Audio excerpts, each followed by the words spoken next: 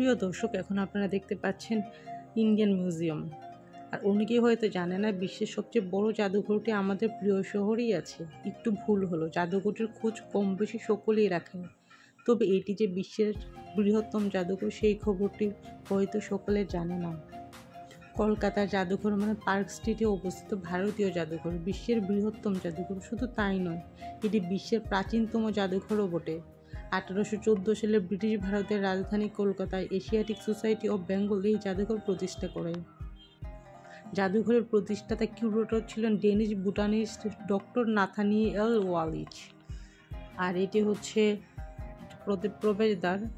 তবে দুতলায় উঠতে গেলে আরও একটি সিঁড়ি আছে, সিঁড়ি দিয়ে উঠতে পারবেন। এটা হচ্ছে নিচতলার প্রবেশদ্বার। এখানে বিভিন্ন রকমের মূর্তি আছে এই রুমটাতে।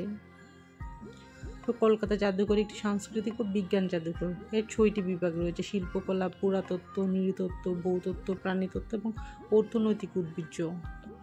আর আপনারা এখন যে রুমটি দেখতে পাচ্ছেন এটি হচ্ছে পুরাতত্ত্ব।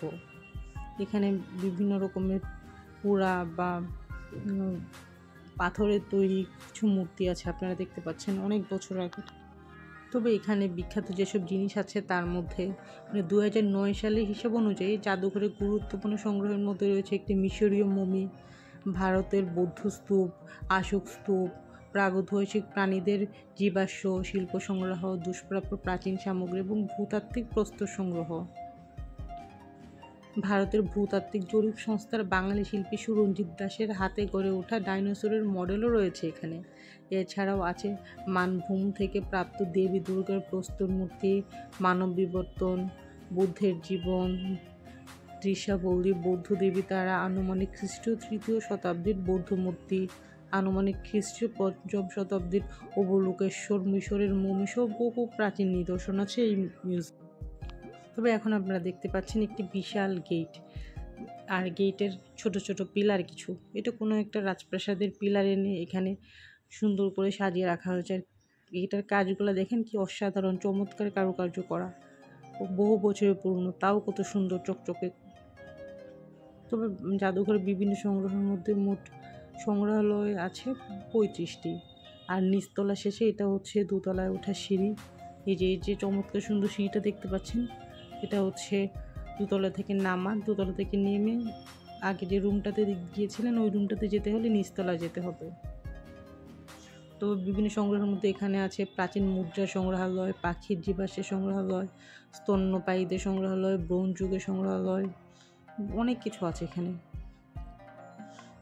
আর এখানে দেখেন ছোট একটা ডুমার মতো কি যেন একটা, তবে এটার কারুকাজটা চমৎকার সুন্দর, আমি কাছে নিয়ে গেলে দেখতে পারবেন।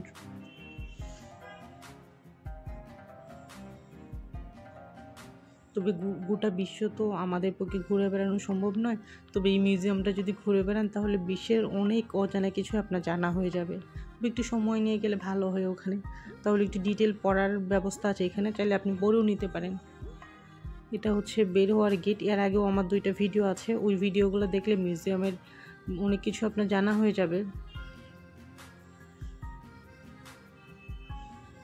তো এটা হচ্ছে বের হওয়ার সময় এই দরজাটা একটু আগে আপনাদেরকে দেখিয়েছিলাম।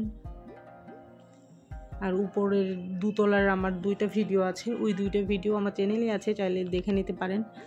এখানে দেখুন অসাধারণ একটা গেট, বিশাল বড়, পুরা রুমের ছাদ জুড়ে আছে। আর এখানে বিভিন্ন দেবদেবীর মূর্তি খোদাই করা আছে। একটু আগে আমি এই জায়গাটা ভিডিও করেছিলাম, কিন্তু আমার এটা আসলে এত ভালো লেগেছে এই জন্য ভাবলাম আমি একটু ডিটেল ভিডিও করি এটার।